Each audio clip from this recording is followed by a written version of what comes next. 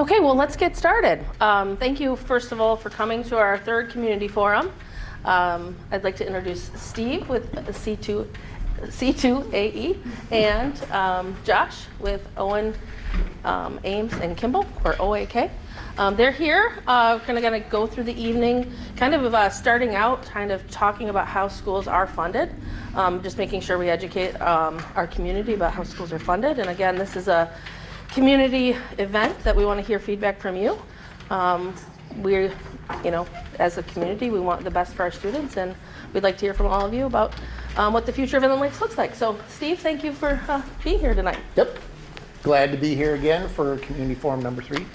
I'm going to move around because that's what I do. Beth already did the introductions. My name is Steve Jerzyk, architect with C2AE. On tonight's agenda, we're going to just do a little review of where we've been up till now, discuss what we believe we've come to a final option. If you were at the last meeting, spoiler alert, there's another survey for you to take this time. We'd like some more feedback from you. And then just a brief slide on next steps. Can everybody hear me? Just fine. Okay. Yeah. All right.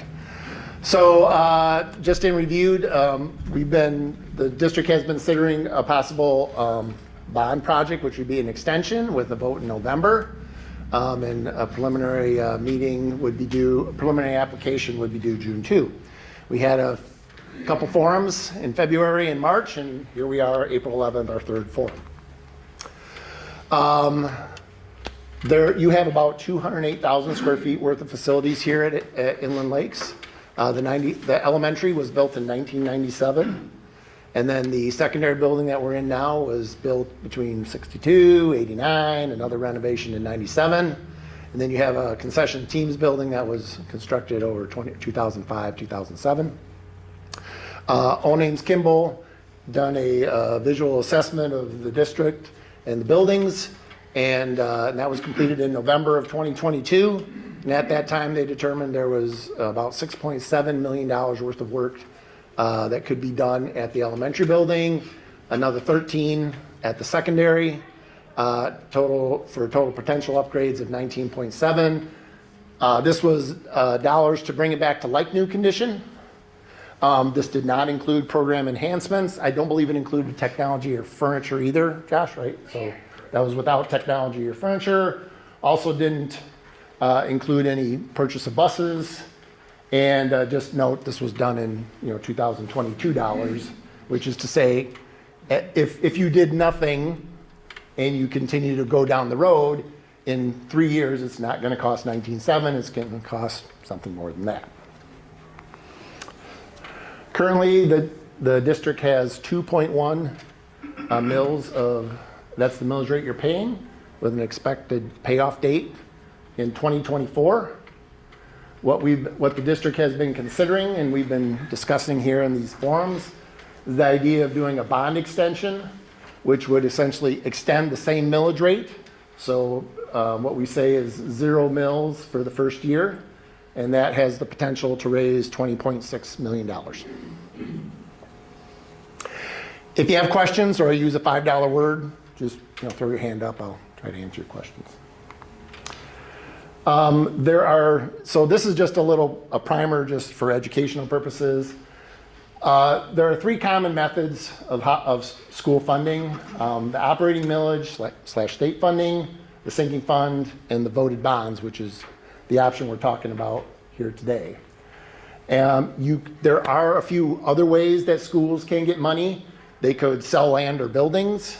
They could get a gift, or a donor could give them money. You make money when you charge for athletic events. And there are some federal assistance programs like the free and reduced lunch program. But primarily, if you're going to do a project, you're usually using one of those 3 sources there. And we're talking about a mill. So what is a mill? So a mill is $1 for every $1,000 of taxable value. So if you have a piece of property with a house on it or some building on it that the property value is worth $200,000, typically the taxable value is half of that, so $100,000. And then you divide that by $1,000, and you get that you're paying $100 per year per mill. Does that make sense to everybody? So in our other example where we're saying 2.1 mils, that same millage rate would be, anybody? 210, there, good, yep. All right, so the operating millage, this is 18 mills. Every district in the state charges this. It's paid by all property owners, and then if you have a homestead credit, you get credit for that. Those taxes are added to your property taxes for if you're in the school district. It's then paid to the state, and the state issues that back in a per pupil disbursement to the district. This is the primary thing that gets used to pay staff wages, utilities, so gas, electric, fuel and vehicles, consumables, paper, pencils, Crayola markers, art paint, also software, textbooks, vehicles, can buy buses with it, but this is really where like the plow truck would get purchased. For this district, 79% of their budget goes to staff wages, so it's just for informational purposes.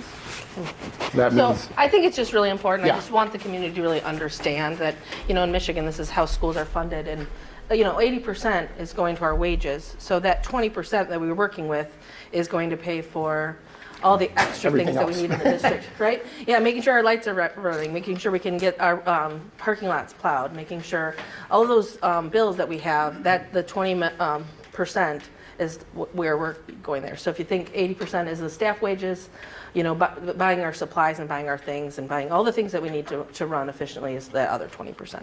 So that's why we're coming today to talk to you about how schools are funded and wanting to make sure not everybody knows how schools are funded. And so this is just an important part that I wanted to make sure we started tonight's presentation with. So thanks, Steve. which is to say then that there's very little money left to do other things. Yeah. 79%, you said that was below average for staff wages? I guess I don't have a comment as to whether that's high. it's I'm pretty- not saying it's high or low. I'm just saying it's a number. It's the fact for this district here. So. There are districts that are, running at 80%, so we're running at 79%. It's pretty typical, pretty average. Yeah. I'm not trying to make a comment that somehow if the district changed something that would be better. That's not what I'm here for. There are sinking funds. You hear a lot about those. Many districts have those. It's more of a pay-as-you-go approach. It still requires voter approval, and it requires approval by Michigan Treasury. Still added to the property taxes, and then paid back to the school district. You don't need, when a district goes for a sinking fund, they don't have to define a scope of work. So they don't have to say, if we get the sinking fund, we're going to do these 10 things. It's more, if we get the sinking fund, we're going to raise this money, and we have the potential to do some things. It does have restrictions similar to school bonds. I'll talk about that on the next slide. It's primarily intended for small capital projects or maintenance. So like if you had to do a re-roof project, this would be a good example of what a sinking fund could be used for. And you can't buy buses with it. We'll talk about some of the other restrictions later. When I say pay as you go, you set a millage rate, the district sets a millage rate, and they set a duration of time. And then they get, if a mill generates, let's pretend the number is $200,000 and they want to get it for 5 years. They get $200,000 a year for 5 years. They don't get it all at once. So that's the pay as you go. You have $200,000 and you do what you can. You can choose to save it. The district can choose to save it, and $200,000 over 5 years is $1 million, and they could wait 5 years and spend the $1 million then. They could also go to a bank and say, I've got a guarantee for this duration of time. Will you give me a loan for $1 million, and go from there. Most take it as it comes and then spend it. The most common option for capital improvements are voted bonds. So still requires voter approval, still has to be approved by Michigan Treasury. Gets assessed against your property taxes, just like every other school district in the state. If you go state qualified, you are required to define a scope of work in some terms. There are restrictions. It can be used for building improvements. It can be used for site improvements. It can be used for bus purchases. FF&E, so that's a $5 word, that's furniture, fixtures, and equipment. So it's things like this or that laptop cart, for example. Can be used for technology, student education technology. Can be used to buy land. Can be used to demo buildings. What it can't be used for is it can't be used for wages. Can't be used for software that doesn't normally come on a computer. So computer comes with Windows. You can buy that, but you can't buy Office or AutoCAD or Photoshop or something with it. Can be used for operating expenses. So remember that those other things, that utilities and uniforms and textbooks, things like that. Maintenance cost. We can't use it to extend off-site utilities. So right now we're not on the sewer system, for example. If the district wanted to go on the sewer system, they can't pay money to extend it off-site, bring those utilities across private property to this school, to this property. And then again, supplies, textbooks, uniforms. Can't purchase any of those things with a voted bond. Yes? So when we're looking at all the things that we had discussed in the first meeting that like we could potentially go after fixing or Yep. getting or whatever, I know that they were talking about the sewage, and I think it was from the parking lot of the elementary and how it was like. Oh, that's stormwater? Oh, is that stormwater? Yeah, Okay. stormwater, yep. So I was just gonna ask, so would that still be something that's included? We can do that because honestly, we're not allowed to just send our stormwater off-site. We have to do what we need to do. So yes, that is a site improvement that we could fix those stormwater problems. Okay, Because we're gonna manage it all on site. perfect. Thank you. Yes? Question on your sinking funds. Uh-huh. You know actually how many school districts in the state actually were able to do the sinking fund? It's a very common thing. It's a very, I would recommend that every school district should have some voted bonds to do big projects, and they should also carry a sinking fund to do their maintenance work. Because voted bonds are not for maintenance projects. So if the district wanted to paint this room, they can't do it with bond funds, but they could do it with a sinking fund. So it's very common to have a combination of sinking and some sort of voted fund. Does that sinking fund, does it have a payback? Like, it needs to be paid back at a certain time? No, it's different because it's pay as you go. It's so like I said in that example where the district would get $200,000 if they Yeah. were to charge some millage rate. That comes in, they get it. They don't sell a bond actually. Oh, Yeah, that's why I didn't use the word bond in there. They don't sell a bond. So the money comes in, the district spends it. okay. Thank you. So, We had done kind of a local area study. I mean, people with sinking funds, Sheboygan, Petoskey, Bellston, Gaylord, Vanderbilt, Mackinac City, those were all sinking funds. thank you. I don't think the sinking fund went over very well here last time. It could be, yeah.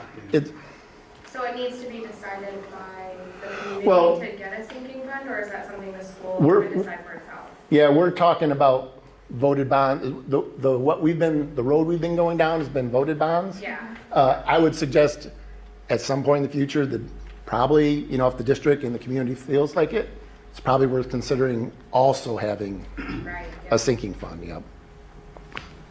For those same reasons, like there are certain things you can do with one that you can't do with the other and vice versa. So, just like your home, you get a mortgage to pay off your house, but then you get a line of credit if you need, to put a roof on it or replace the septic field, right? You don't get another mortgage again, you get a line. So that's what the sinking fund's like, the homeowner line of credit. All right, so we took some survey last time and just a few highlights. 59% of the people who took it weren't staff. That means the rest of you, the other 41% of you were. 68% of the people felt, because we gave an option about 1 or 2 ballot issues, and the majority preferred 1 ballot issue. We asked for some, strongly agree to strongly disagree, or strongly support, strongly don't support. Strong support for technology, furniture, and CTE. Athletics was the one that got less support. And that also translated to the other survey where we said, if you pick your 3 things you could spend some money on, the top 3 were all related to the Power Sports CTE program. The bottom 3 were yay, at least the people who were here. Nobody voted for do nothing, so everybody thought that was a bad idea. The press box also didn't receive, was the bottom 3, and the idea of creating some sort of health professions EMT program space wasn't a high voted thing. So that's just the top 3 and the bottom 3. So based on all of that and what we've heard from the forums previously, we believe there appears to be a consensus supporting a work scope for a bond where it would support the warm, safe, and dry schools, and then also supporting growing the power sports program today. So this is kind of where we're at with the proposed scope. This is not set in stone. We want your feedback when we get all done. But this is kind of the way the scope seems to be trending. Starting with the elementary. Part of that warm, safe, and dry, we're looking at doing lighting replacement through the entire elementary. Those are the original lights, and there's much more efficient options available now. Doing HVAC controls to the building. The building is on an old, well, at the time was still current, but now is an outdated pneumatic system. Putting HVAC controls will allow the building to provide better control to the building and save money over the long term. Also, we talked putting in new security cameras. I'm calling it closed circuit TV, but it's essentially it's time to replace and expand the current security camera system in the elementary. Some of these you'll see again when we start talking about the secondary. Getting new classroom furniture and new technology for all the student-centric spaces in the elementary.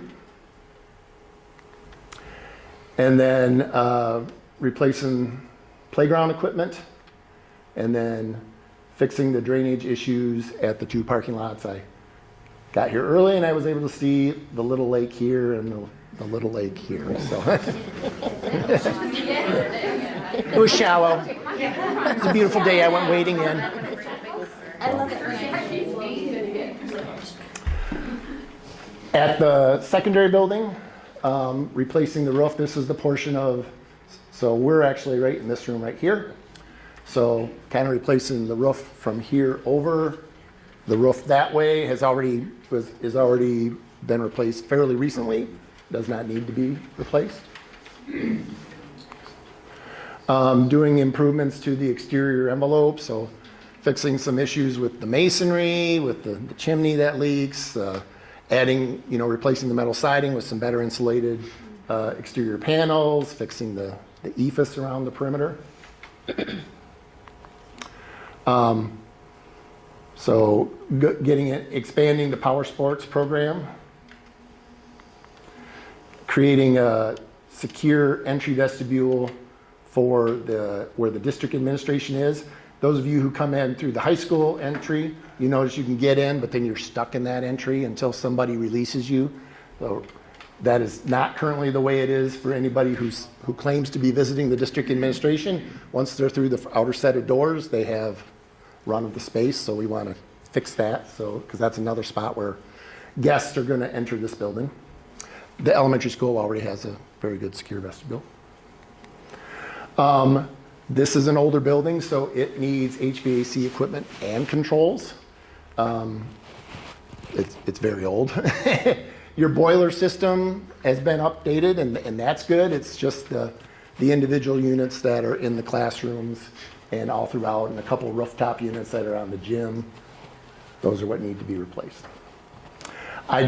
You'll notice we don't have color on where the clinic is because the clinic got some renovations and a rooftop unit when Thunder Bay put that project in. Security cameras, again, for the building and site. Classroom furniture and technology, getting more of the BenQs and better furniture throughout for the student, where the students are at. Parking lot replacement out here where the gym side and parking for the football field.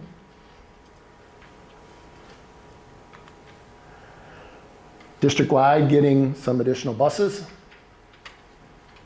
So again, if we can purchase those through a voted bond, we don't have to encumber the general operating fund, that operating millage, with having to come up with $120,000 per bus.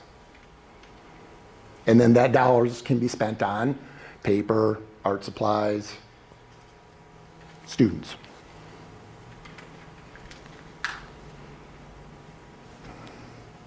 Questions?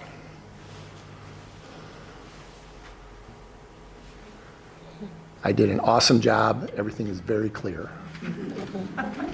Okay. Yes? I've got a question going back to the millage. Yes.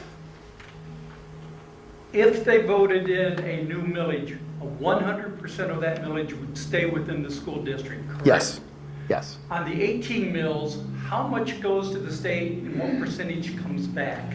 It all comes back to the, 100% of the yeah. property value that is paid to the state, 100% of it comes back? Yep. Okay, correct me if I'm wrong here, please. Yeah. I don't know what your ratio is, if you're a gainer or a loser in the system. I'm not sure. Yeah, you pay the 18 mills in, they get $9,281 per pupil back. Okay. So it's not an exact. Some districts get a little more and some districts lose a little on But- that. That's how we've set up, based on Proposal A in 1996, the state of Michigan. We've established that we're going to give school districts a per pupil allotment to educate students, so that everyone has the same number of dollars to educate kids. What you do as a local community with your buildings is really up to your local community. That's what we're talking about. So that is to say, no matter what the district is, Pellston, Sheboygan, Charlevoix, they're all getting $982 per student back. One of the things at the state level that, we really are looking at, the amount of time our buses are on the road is far surpasses many school districts in Michigan. So there's initiatives out there saying that we have to pay a lot more in transportation than any other districts in the state. And so one of the things is, I'm talking to the school board and our finance committee, and really every 3 years we need to be purchasing a bus. I mean, the reality of the amount of miles that we drive in a day is huge. And so, the need for not only, purchasing a few buses in this bond, but also talking at the board level about, we still have to be allocating money because every 3 years we really kind of need a new bus. So there's just a lot that goes into, maintaining what we need for our students. And so, yep. And so going back to it's, if you live in a city where you're driving 1 mile to get to school, their transportation, so there's some unfair, equitable things. We are spending a lot more in transportation than other districts have to provide. Your districts don't have buses. Yeah, right? Yeah. At East Lansing. Yeah. Or not East Lansing, East Grand Rapids, yeah. Yeah. Yep. Everybody walks to school or they get dropped off by their parents. Yeah. Yeah. Other questions? I do have a kind of a written, detailed scope of what Steve went through, so if you have questions or want to parse through line by line, we do have these as well. We'll go through those. So I teased you already, much like the last time, we'd like to get your feedback. If you want to scan this QR code, it'll take you to a survey. I think there's like 6 questions. I made it easier than the last time. They're mostly yes or no. With A couple of these. I didn't bring handouts, But but for the whole 3 series, any feedback you feel like we've covered the concerns and comments that were brought up in the scope? Was furniture included